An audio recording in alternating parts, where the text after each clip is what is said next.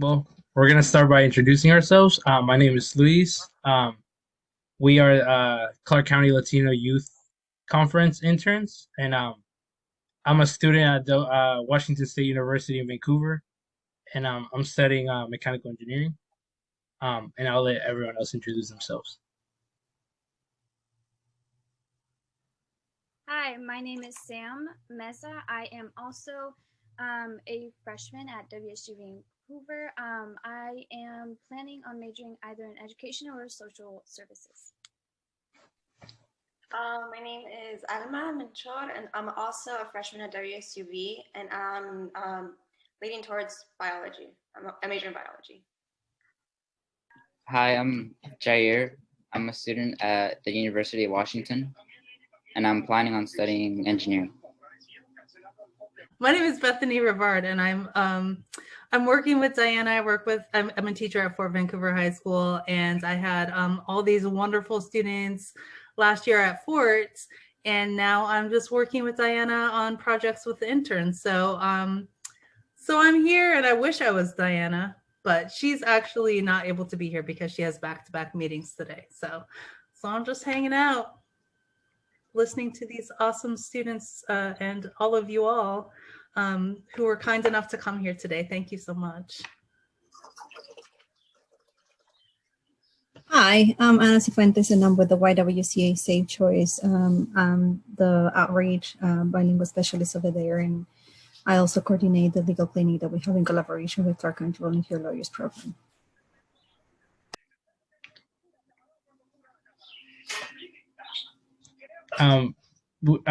Whichever one of you would like to introduce themselves first. Francisco. All right, I was hoping to go last. Just kidding. My name's Francisco Bueno. I'm involved with Boys and Girls Clubs of Southwest Washington.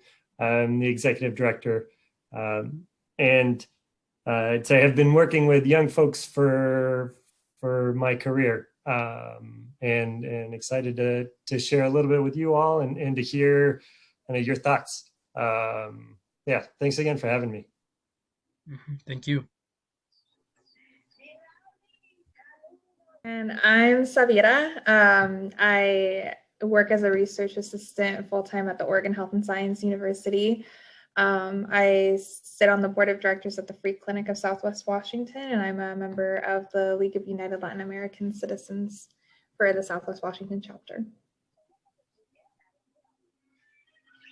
And I actually graduated from WSUV, so go Cougs. Go Cougs.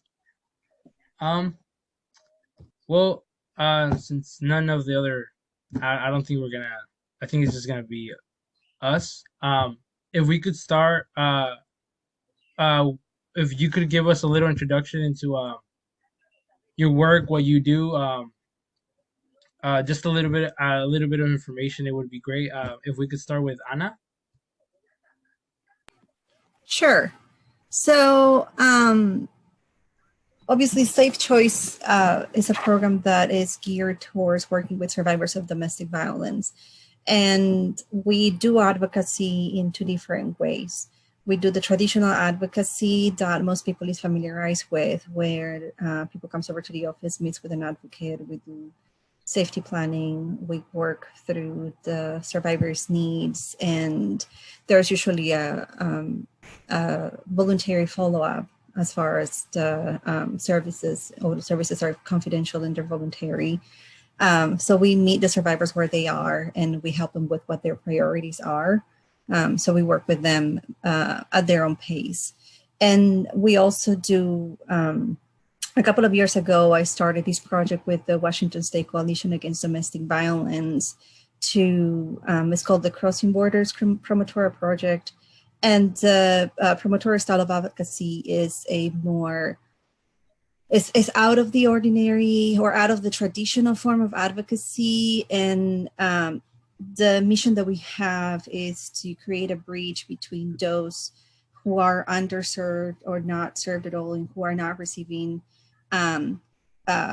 formal services from advocates, and I work with a group of women here locally that have already been working in the community and who have already been active in their role, and some of them are affiliated with the Domestic Workers Alliance. Some of them participate in events with BLP as well as with LULAC and LCRG as well.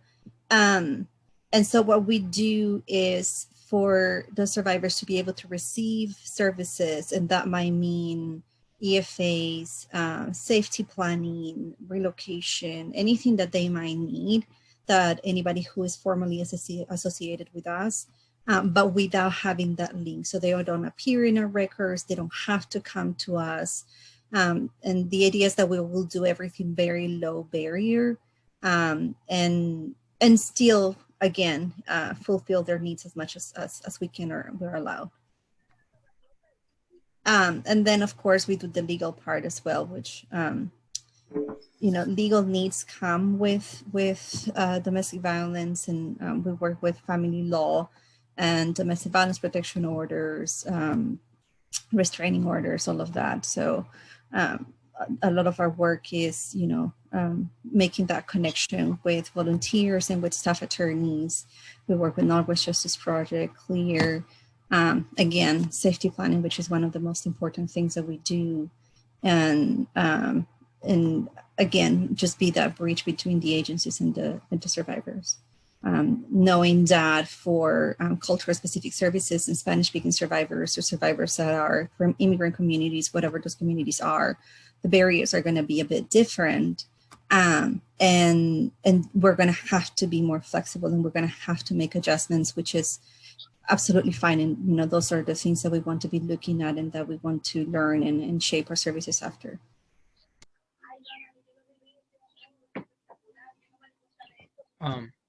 Saviera, if you could explain a little bit of what you do. Sure. Let's see, where do I start? Well, my job at OHSU is working on a clinical trial right now on eczema prevention, and they opened up a little bit to, when I came on as a bilingual research assistant, we were able to actually include anyone who speaks Spanish in the research, which is not something that is in the forefront of everyone's minds all the time, but it is really important when trying to figure out new therapies or researching a disease, because it presents differently among the different races. And there's just different disparities in healthcare as far as that goes. Jumping off of that, I've been volunteering with the Free Clinic of Southwest Washington for 4 years now. I started as a Spanish interpreter, and so my job was to translate during the doctor's visits, and the Free Clinic doesn't exclude anyone based on documentation status, and they've actually helped a lot of my family, which is why I volunteer there. But it's anyone who's uninsured and part of the Clark County community can go and receive basic health care or handoff to more complex services, for example, surgeries or ultrasounds or different screening things for cancer, things like that can't be done in the clinic. We give them the referral so that they aren't charged if they do need those services. And let's see, and then with LULAC, there's quite a few different things that LULAC does, and I've been volunteering with them since I was in high school. So it's just whatever they need me to do, from voter registration for the Latino community, because those of us who are able to vote have another duty, not only to vote because we're citizens, but vote because some of our loved ones are not citizens and cannot vote. And so our voices, it's weighed a little more heavily in that sense, in that I feel more of a responsibility to vote because I'm speaking for my parents and my aunts and my uncles that can't vote. So I help them with voter registration. We do different kinds of community events, which I think some of you are familiar with. I think that's it. But yeah, if you have any questions, there is a fundraising ball, but it's free to register for the free clinic. So I can drop the information in case people want to register and just kind of see it's a little different now because it's virtual, but you get to see what we're about and connect with people, and there's raffles and fun stuff like that, and you can kind of see how fundraising happens on the nonprofit side too. So I'll drop the information in the chat box for anyone who's interested. Yeah, please do. Thank you. Francisco. All right. Well, it turns out Shira and I have a contact that we didn't know because we've never met, but somebody that works for her or with her, and somebody that worked with me in the past. So pretty cool to make connection on the call. So, and Boys and Girls Clubs of Southwest Washington, we are a youth development organization. So we're about creating safe, positive places with caring adults who want the best for young folks in this community, right? And providing that, and providing after school services, providing summer services that are low cost or no cost to families in our community. And we're specifically in neighborhoods in Vancouver and Clark County that are impacted by poverty.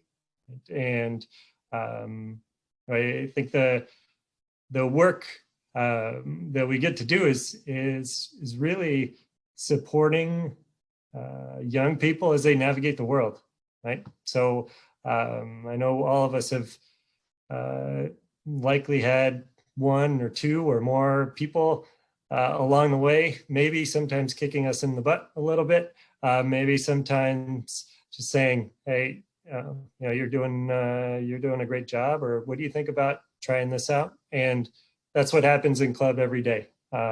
So serve just kind of some of the basics. We serve kids, youth, teens, ages 6 to 18 primarily. We have some programs that are post high school, but in those programs we focus on developing youth, right? And it's a focus. I used to think about club in different ways. I used to think about it as like the programs are the important piece. And it was because in a previous life, I was involved in developing all the new programs at club, right? And that was my job and that was my focus. And it was important, right? So we developed a leadership program, a college prep program, volunteer pieces. I didn't have kids then, or I had my first child when I was working here. And then I came back just 2 years ago, and I have 3 kids, 2 of them are school age, and I walked through the doors and I felt something totally different.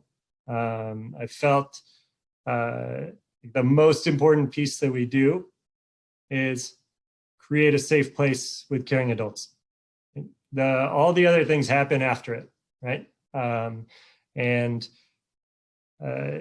that's not to say there aren't awesome opportunities and fun and recognition that's involved in our programs. But when people feel safe, when they have stability, when they have a caring adult, things build off of that, and we get to take advantage of those opportunities, and we get to search out new challenges and feel comfortable testing out who we are. So that all happens in club every day. I'd say again that piece of being open to the and low or no cost. So there are always scholarships available, but just the general membership for folks is $30 a school year, right? and then same for the summer. So, and at any time, if we're working with a family or club members, there's not going to be a barrier to entry, right? And to access. Say the other piece that we strive for is to have staff who represent the identities of the communities we serve and where we're at. I'd say that's not easy to do in Vancouver all the time, but we strive for it and are making progress all the time, right? So happy to answer questions. I'm a big fan of Boys and Girls Club. My job is to build excitement about Boys and Girls Club. So please do ask.